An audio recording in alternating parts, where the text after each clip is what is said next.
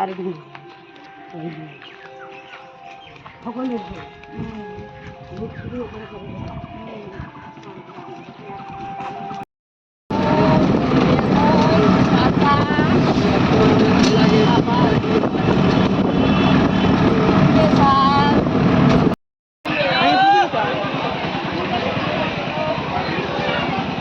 চলো ওই দোকানটাই করবে।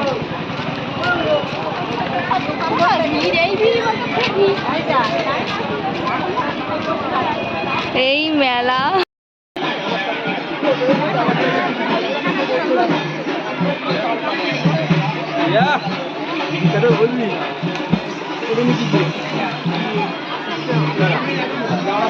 এখন তো দেখতে পেলে আমি চলে এসেছি নন্দিকেশ্বর মন্দিরে।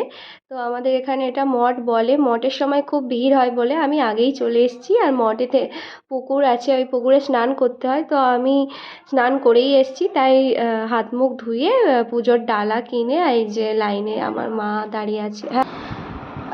লাইন তো অনেকটাই পড়েছিল, তো অনেকক্ষণ দাঁড়িয়ে থাকতে হয়েছে, 1 ঘন্টা মতো। তারপরে এই যে আমার দিদার হাতে পুজোর ডালা, আর এই মায়ের হাতে এখানে আছে দুধের সাথে ঘি মধু মেশানো।